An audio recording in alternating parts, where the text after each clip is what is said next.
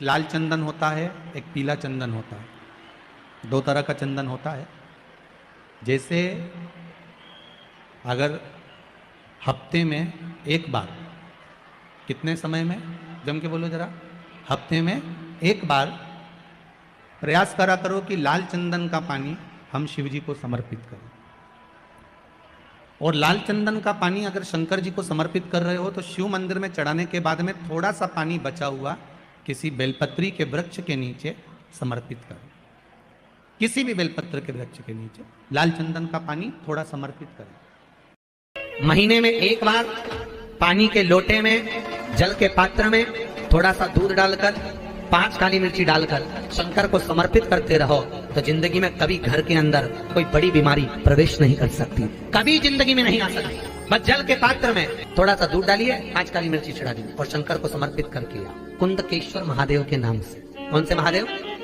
जम के बोलिए, कुंदकेश्वर। हम तो उनसे भी कहते हैं जिनको अटैक की बीमारी हो, जिनकी नसें चौक हो गई हो या ब्लड के थक्के जम गए हो, जिनके शरीर के अंदर डॉक्टर ने कह दिया बाईपास करवाइए, उन तक से निवेदन है। और कई लोगों ने इसका उपाय करा और कई लोगों को ऑपरेशन की जरूरत नहीं पड़ी, बाईपास की जरूरत। आपसे भी निवेदन है, आपको बताया हो बाईपास होगा, अटैक।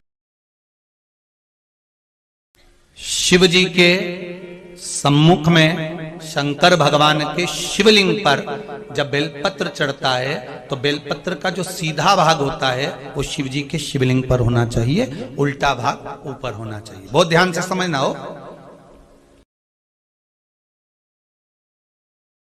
बेलपत्र चढ़ाने का नियम है, शंकर जी की सबसे पहले जो जलाधारी होती है ना, जहां से पानी गिरता है, एक बेलपत्र वहां रखना चाहिए। दूसरा बेलपत्र जहां शिवलिंग रखा हुआ, जिस जगह पर जहां जलाधारी पर शिवलिंग रखा हुआ है, शिवलिंग रखा है उस स्थान पर बेलपत्र रखना, शिवलिंग के पास में।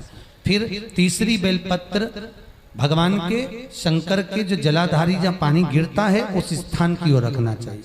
चौथी बेलपत्र शंकर जी के फिर शिवलिंग के ऊपर रखना चाहिए, तब शंकर उस बेलपत्र को स्वीकार करते हैं, तब शिव उस बेलपत्र को स्वीकार कर पाता। शिव मंदिर में जाकर गलती मत करना, कोई भी सामग्री आप भगवान शंकर को अगर समर्पित कर रहे हैं, जैसे केला ले गए, पपीता ले गए, या कोई आप खाने का सामान ले गए, या आप कोई वस्तु या दिया बत्ती ले गए, कभी भी ध्यान रखना जलाधारी के ऊपर वो केला या फल या सेव फल या नारियल या जो भी सामान है वो जलाधारी पर कभी मत रखना। क्यों? जलाधारी पर अगर हम कोई फल वगैरह वस्तु रखते हैं तो हमारे ऊपर भार बनता है। भार मतलब जैसे कोई कार्य करने के लिए जा रहे हो और वो कार्य अटक जाएगा, वो होगा नहीं, मतलब समझ लेना कि तुमने जरूर जलाधारी पर कहीं केला रख दिया होगा, कोई फल रख दिया होगा, कोई सामान रख दिया होगा।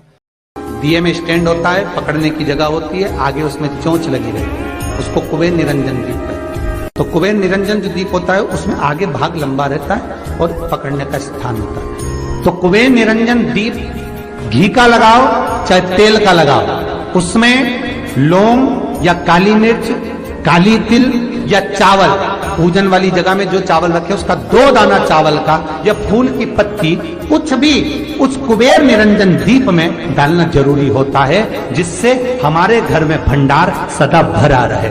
अगर कुबेर निरंजन दीप खाली जलता है, आपने कई जगह मंदिरों में देखा होगा, कुबेर निरंजन दीप डालते हैं तो उसमें थोड़ा 2 दाने चावल के डाल देते हैं, कुछ नहीं डालता तो एक सिक्का पटक देते हैं, एक का कलदार पटक देगा, कोई चवन्नी पटक देगा, कोई 5 पैसे पटकेगा। कुबेर निरंजन दीप खाली नहीं, समृद्धि दे महाराज, आनंद की अनुभूति कराएगा।